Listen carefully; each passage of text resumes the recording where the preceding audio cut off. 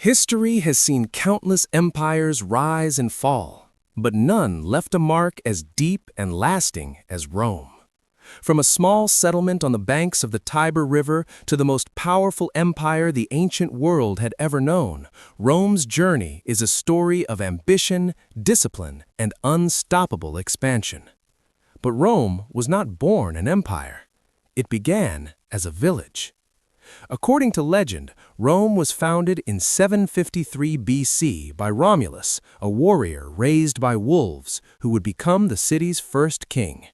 Whether myth or truth, the story reflects something very real about Rome: survival through strength. From the beginning, Rome was built on conflict, resilience, and the will to dominate. In its early years, Rome was ruled by kings. These early rulers shaped the foundations of Roman society: law, military organization, and religion. But the Romans would not remain under kings for long. In 509 BC, the Roman monarchy was overthrown and something revolutionary emerged: the Roman Republic. The Republic was not a democracy as we know it today, but it was a system built on shared power. Two consuls ruled at a time, advised by the Senate, a council of Rome's most powerful families. This balance of authority created stability, and stability created strength. Rome began to grow. At first, it fought for survival against neighboring tribes: the Latins, the Etruscans, the Samnites. War became Rome's teacher.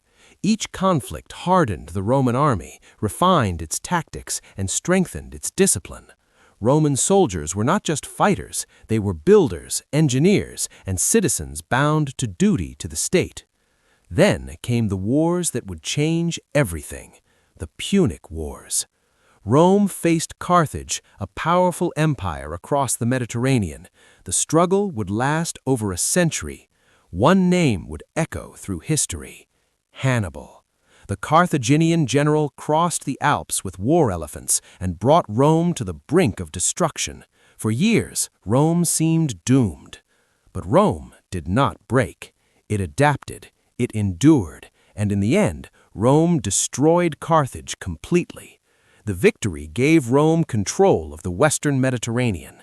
From that moment forward, Rome was no longer a regional power. It was becoming a world power. With victory came wealth, with wealth came power, and with power came ambition. Roman armies marched across Greece, Egypt, and the Eastern Mediterranean. Territories became provinces. Governors ruled in Rome's name. Roads connected distant lands. Trade flourished. The Roman world was expanding rapidly. But beneath the surface, something was changing. Success was creating instability. Wealth flowed into Rome, but it did not reach everyone. The gap between rich and poor widened. Farmers lost land. Powerful generals gained influence. Soldiers became loyal to commanders instead of the Republic. Political violence began to rise. The system that had made Rome strong was beginning to crack. And from this chaos, one man would rise: a general, a politician, and a leader whose name would become eternal: Julius Caesar. Rome was about to change forever. By the 1st century BC, the Roman Republic was no longer the stable system it once had been. The foundations were weakening. Political corruption spread, violence became common, and power was shifting away from the Senate into the hands of ambitious military leaders. Among them stood one man: Julius Caesar. Caesar was not born into great wealth, but he came from an ancient and respected Roman family. From a young age, he understood something most politicians did not. In Rome, power did not come from tradition alone. It came from influence, loyalty, and the support of the people. He rose quickly through Rome's political ranks. Charismatic, intelligent, and fearless, Caesar knew how to win both battles and hearts. But his greatest achievement came in Gaul, modern-day France.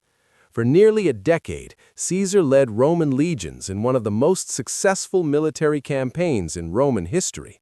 He conquered vast territories, defeated powerful tribes, and expanded Rome's borders further than ever before. His soldiers adored him. They were loyal not to Rome, but to Caesar himself. And that loyalty would change everything. Back in Rome, the Senate began to fear him. Caesar was becoming too powerful, too popular, too dangerous. They ordered him to disband his army and return to Rome as a private citizen. To do so would mean losing everything: his power, his protection, and possibly his life. Caesar made a decision that would alter history forever. In 49 BC, he crossed the Rubicon River with his army, an act of rebellion against the Republic. According to legend, he said, "The die is cast." Civil war began. Rome turned against itself. Caesar marched on Rome, defeated his rivals, and emerged victorious. One by one, his enemies fell. Pompey, once his ally, was defeated. The Republic had lost its balance, and Caesar stood alone at the top. In 46 BC, Julius Caesar became the most powerful man in Rome. He introduced reforms, reorganized the government, reduced corruption, improved infrastructure, and expanded citizenship. To many, he was a hero, the man who restored order, but to others, he was something else, a king, and Rome hated kings. In 44 BC, Caesar was declared dictator for life. To his supporters, it was stability. To his enemies, it was the death of the Republic. A group of senators, fearing tyranny, formed a conspiracy. Among them was a man Caesar trusted, Brutus. On the Ides of March, March 15, 44 BC, Caesar entered the Senate. He never left alive. Surrounded by senators, betrayed by friends, Julius Caesar was assassinated. According to tradition, his final words were spoken to Brutus, "Et tu, Brute." Rome believed the Republic would be saved, but they were wrong. Caesar's death did not restore peace, it unleashed chaos. Civil war returned, power struggles intensified, and from the ashes of the Republic, a new force was rising: Caesar's adopted son, Octavian. Rome was about to become something it had never been before: an empire. Julius Caesar was dead, but his legacy was far from over. Rome did not return to the Republic. Instead, his death created a power vacuum, and in that chaos, a quiet, calculating young man began his rise. His name was Octavian. He was only 19 years old when Caesar was assassinated. Few in Rome took him seriously. He had no great army, no long list of victories, no reputation as a warrior. But he had something far more powerful: patience, intelligence, and the name of Caesar. In his will, Julius Caesar had adopted Octavian as his son and heir. That single act gave him legitimacy. Suddenly, he was not just a young noble, he was Caesar's successor. Rome would soon learn who he really was. At first, Octavian did not challenge Rome alone. He formed an alliance with two of the most powerful men in the Roman world: Mark Antony, Caesar's loyal general, and Lepidus, a senior statesman. Together, they formed the Second Triumvirate, a ruling alliance with absolute authority. Their first goal was revenge. They hunted down Caesar's assassins. In 42 BC, at the Battle of Philippi, the forces of Brutus and Cassius were defeated. The men who had killed Caesar were gone. But peace did not follow. The alliance between Octavian and Mark Antony did not last. Rome was too small for two rulers. Tension grew. Antony aligned himself with Cleopatra, Queen of Egypt, building power in the east. Octavian controlled the west. Propaganda, politics, and rivalry pushed them toward conflict. Rome once again stood on the edge of civil war. The final confrontation came in 31 BC at the Battle of Actium. Octavian's fleet faced Antony and Cleopatra in one of the most decisive naval battles in history. When the battle ended, Antony and Cleopatra were defeated. Soon after, both would take their own lives. Egypt fell under Roman control. Octavian now stood alone. For the first time since Julius Caesar, one man held complete power over Rome. But Octavian understood something Caesar did not. Rome feared kings. The title of dictator had led to assassination. Absolute power needed a new face, a new name. In 27 BC, the Senate granted Octavian a new title, Augustus. It meant the revered one. And with that, the Roman Empire was born. Augustus did not rule as a tyrant, he ruled with strategy. He kept the Senate, preserved the appearance of the Republic, and avoided the title of king. But in reality, all power flowed through him. He controlled the army, the provinces, the economy, and the future of Rome. Under Augustus, Rome entered a golden age, the Pax Romana, the Roman peace. For over 2 centuries, the empire would experience stability, expansion, and prosperity. Roads stretched across continents, cities flourished, trade moved freely from Britain to Egypt, from Spain to Syria. Roman law shaped society. Roman culture spread across the known world. Rome had reached its peak. But no empire, no matter how powerful, lasts forever. Beyond the borders, enemies watched. Inside the empire, corruption slowly returned. And over time, the very size that made Rome great would become its greatest weakness. The rise of Rome was complete. The fall had already begun. Under Augustus, Rome had transformed from a fractured republic into a unified empire.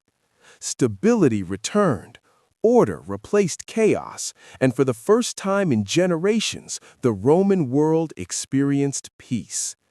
This era became known as the Pax Romana, the Roman peace. For nearly 200 years, Rome stood as the most powerful force on earth. Its influence stretched across 3 continents, from the cold lands of Britain to the deserts of North Africa, from the Atlantic Ocean to the Middle East. Rome ruled millions of people, cultures, and nations under a single system. But Rome's strength was not only in conquest, it was in organization. Roman engineers built roads that connected the empire like arteries of power. Over 250,000 miles of roads allowed armies, merchants, and messengers to move faster than ever before. Aqueducts carried water across vast distances, feeding growing cities. Massive arenas and public baths became symbols of Roman life. Rome was not just an empire of war, it was an empire of structure. The Roman army remained the backbone of imperial power. Disciplined, professional, and relentless, Roman legions secured borders and crushed rebellions. Soldiers were trained, organized, and loyal to the emperor. Wherever the legions marched, Rome followed. Citizenship expanded, trade flourished, law and order created stability across the empire. Roman coins circulated from one end of the world to the other. Latin became the language of administration, while Greek remained the language of culture and knowledge. At its peak, Rome was unstoppable. Yet beneath the surface, cracks were forming. The empire had grown too large. Governing distant lands became increasingly difficult. Corruption slowly returned to politics. Wealth continued to concentrate among the elite, while ordinary citizens struggled. The military, once loyal to Rome, was becoming loyal to power, and power was beginning to change. After Augustus, not all emperors ruled wisely. Some were strong leaders, others were reckless, cruel, and unstable. Emperors like Nero and Caligula brought fear and disorder. Political assassinations became common. Stability began to weaken. But Rome still stood strong. Then came the era of the 5 good emperors: Nerva, Trajan, Hadrian, Antoninus Pius, and Marcus Aurelius. Under their rule, Rome reached its greatest territorial expansion and its highest level of stability. Trajan pushed Rome to its largest borders. Hadrian strengthened and secured them. Marcus Aurelius, a philosopher emperor, tried to hold the empire together with wisdom and discipline. But even he could not stop what was coming. The empire was changing. Pressure from outside increased. Germanic tribes pushed against the borders. The economy began to strain. The military demanded more power. And after Marcus Aurelius, Rome would enter a period of instability unlike anything before. The age of peace was ending. The age of crisis was beginning. After the death of Marcus Aurelius in 180 AD, Rome entered a period of uncertainty. For nearly 2 centuries, the empire had known stability under strong leadership, but now the system that once held Rome together was beginning to fracture. His son, Commodus, took the throne, and everything started to change. Unlike his father, Commodus was not a philosopher nor a disciplined ruler. He ruled through fear, spectacle, and self-indulgence. He saw himself not as a servant of Rome, but as a god among men. Political corruption grew, assassinations returned, order weakened. When Commodus was killed in 192 AD, the empire did not transition peacefully. It collapsed into chaos. What followed became known as the crisis of the 3rd century, one of the most dangerous periods in Roman history. In just 50 years, Rome would see more than 20 emperors rise and fall, most of them ending in violence. Generals declared themselves emperor. Armies fought each other. Loyalty shifted constantly. Rome was no longer stable. It was fighting itself. While internal conflict weakened the empire, enemies gathered at the borders. Germanic tribes attacked from the north. The Persian Empire threatened from the east. Cities were destroyed. Provinces were lost. The empire was shrinking.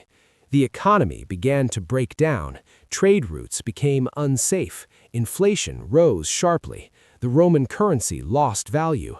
Farmers abandoned their lands. Food shortages spread. The once great Roman system was struggling to survive. Even the army, Rome's greatest strength, was changing. Soldiers were no longer loyal to the empire. They were loyal to the generals who paid them. Power was no longer earned through leadership. It was taken by force. Emperors ruled briefly, often falling to assassination or rebellion. Stability had vanished. For the first time in centuries, the Roman Empire seemed close to collapse. Then, in the middle of this darkness, a new leader emerged. His name was Diocletian. He understood what others did not. Rome was too large to be ruled by one man alone. To survive, the empire needed to change, and Diocletian was ready to reshape Rome completely. But his solution would divide the empire in a way that could never be undone. Rome would never be the same again. By the late 3rd century, the Roman Empire was no longer the unstoppable force it once had been. Years of civil war, economic collapse, and foreign invasions had pushed Rome to the edge. Many believed the empire would not survive. Then came Diocletian. He was not a nobleman from an ancient Roman family. He was a soldier, practical, disciplined, and determined. When he became emperor in 284 AD, he understood the truth others had ignored. Rome was too vast, too complex, and too unstable to be ruled by a single ruler from one city. If Rome was to survive, it had to change. Diocletian introduced one of the most radical transformations in Roman history, the Tetrarchy, the rule of 4. Instead of one emperor, there would now be 2 senior emperors called Augusti and 2 junior emperors called Caesars. The empire was divided into eastern and western halves, each governed separately but united under the same system. For the first time, Rome was no longer one centralized power. It was 2 worlds, east and west. The goal was stability. With multiple rulers, the empire could respond faster to threats, manage distant territories, and prevent civil war. At first, the system worked. Borders were secured, rebellions were crushed, order slowly returned. But the transformation went deeper. Diocletian reorganized the army, strengthened border defenses, and increased the size of the government. Taxes were restructured to support the military and administration. The emperor was no longer seen as first among equals. He was now a distant, almost divine figure, ruling with absolute authority. Rome had changed from a republic of citizens into an empire of rulers and subjects. Yet the greatest transformation was still to come. After Diocletian stepped down, the first Roman emperor ever to willingly abdicate, a new struggle for power began. Civil war returned, and from this conflict, one man would rise who would reshape not only Rome, but the course of world history. His name was Constantine. Constantine would reunite the empire under one ruler. He would found a new capital in the east, Constantinople, and most importantly, he would change the spiritual foundation of the Roman world by embracing Christianity. Rome was no longer just an empire of power, it was becoming an empire of belief. The transformation of Rome was not the end, it was the beginning of its final chapter. By the early 4th century, the Roman Empire had survived crisis, division, and transformation. But it was no longer the same empire that Augustus had built. Power was shifting eastward, the old systems were fading, and a new force was rising within Roman society, Christianity. And at the center of this turning point stood one man, Constantine. Constantine was a soldier, a commander, and a claimant to the imperial throne during a time of civil war. Multiple rulers competed for control of the empire, and the future of Rome hung in uncertainty. In 312 AD, Constantine marched toward Rome to face his rival, Maxentius, in what would become one of the most decisive battles in Roman history, the Battle of the Milvian Bridge. According to tradition, on the night before the battle, Constantine experienced a vision. He saw a symbol in the sky, the sign of Christ, and heard the words, "In this sign you will conquer." The next day, his army carried the symbol into battle. Constantine was victorious. After securing power in the Western Empire, Constantine made a decision that would forever change Rome.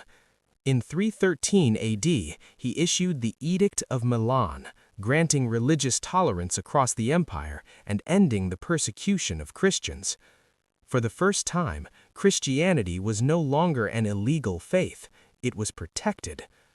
Over time, Constantine himself embraced Christianity, linking the future of the empire with the new religion. This transformation reshaped Roman society, culture, and identity. The spiritual foundation of the empire was shifting. But Constantine's vision extended beyond religion. He understood that Rome, the ancient capital, was no longer the center of power. The eastern provinces were richer, more stable, and strategically positioned. So he built a new capital, Constantinople, on the site of the ancient city of Byzantium. In 330 AD, Constantinople became the new heart of the Roman world. It was strong, wealthy, and defensible, a city designed to last. From this moment on, the Roman Empire would increasingly revolve around the east. The western half, once dominant, began to weaken. After Constantine's death, the empire remained divided between east and west. The Eastern Empire, later known as the Byzantine Empire, would grow stronger, preserving Roman law, culture, and power for centuries. But the Western Empire faced growing pressure. Economic decline deepened, political instability returned, and beyond the borders, powerful forces were moving. Tribes from the north, Goths, Vandals, and others, began pushing into Roman lands. What had once been controlled borders were now breaking. The transformation of Rome was complete. The fall was approaching. By the late 4th and early 5th centuries, the Western Roman Empire was no longer the dominant power it once had been. What had taken centuries to build was now weakening under pressure from within and without.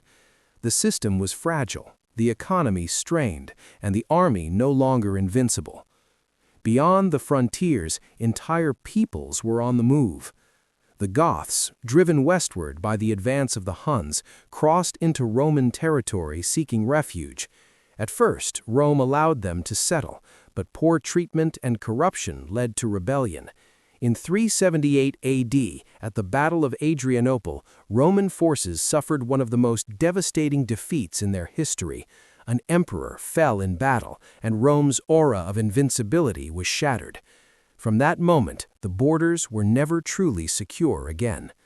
In 410 AD, something unimaginable happened. The city of Rome itself was sacked by the Visigoths under Alaric. For 800 years, Rome had stood untouched by foreign enemies. Now, the unthinkable had occurred.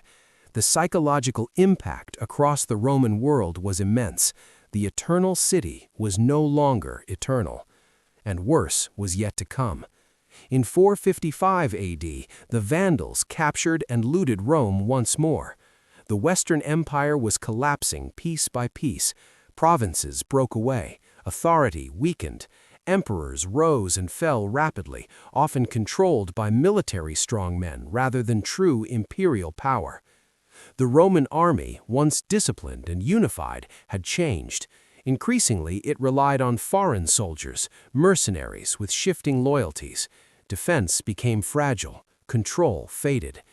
Finally, in 476 AD, the end came. A Germanic leader named Odoacer deposed the last Western Roman emperor, Romulus Augustulus. There was no great battle, no dramatic final stand, just a quiet transfer of power. The imperial title in the West was gone. The Western Roman Empire had fallen. But Rome itself did not vanish. In the East, the empire continued, stronger, richer, and more stable. From Constantinople, the Eastern Roman Empire, what we now call the Byzantine Empire, would carry the legacy of Rome for nearly another 1,000 years. The fall of the West was not the end of Rome. It was the end of an age. And yet, even in decline, the influence of Rome would shape the future of law, government, culture, and civilization for centuries to come. The story of Rome was not just about power, it was about endurance. And in the East, Rome still lived. The Western Roman Empire had fallen, but Rome itself did not disappear. Its cities remained, its people endured, and its influence spread far beyond the life of the empire. In the East, Constantinople stood strong, carrying the Roman legacy forward for nearly 1,000 more years. But even beyond borders and time, Rome had already shaped the foundation of the modern world. Rome's greatest legacy was not only conquest, it was structure. Roman law became the blueprint for legal systems across Europe and, eventually, much of the world. Concepts such as citizenship, justice, contracts, and governance were refined under Roman rule. Even today, many modern legal principles trace their roots back to Rome. Language carried Rome's influence further. Latin, once the language of administration, evolved into the Romance languages: Spanish, French, Italian, Portuguese, and Romanian. Roman words, ideas, and expressions became embedded in global culture, science, and law. Engineering was another pillar of Rome's lasting power. Roads, bridges, aqueducts, and urban planning demonstrated a level of organization centuries ahead of its time. The idea that infrastructure could unify a vast civilization came directly from Rome. Many Roman structures still stand today, silent reminders of a civilization built on precision and order. Government, too, was shaped by Rome. The concept of a republic, a senate, and the balance of power influenced later political systems, including those that would emerge in Europe and the United States. Rome showed both the strength and the danger of concentrated authority, lessons history would repeat many times. But Rome's legacy was not only in systems and structures, it was in identity. For centuries after the fall, rulers across Europe claimed connection to Rome. The idea of empire, of unity, order, and civilization was shaped by Roman memory. Even the Byzantine Empire called itself Roman until its final days. Rome had become more than a place. It had become an idea. The rise of Rome showed how discipline, organization, and ambition could build a world power. Its fall revealed how internal division, corruption, and overexpansion could bring even the greatest empire to its knees. Rome was both a triumph and a warning, a mirror reflecting the cycle of power in human history. Empires rise. Empires fall. But some leave a mark so deep that they never truly disappear. Rome was one of them. And in many ways, the world we live in today still carries the shadow of Rome.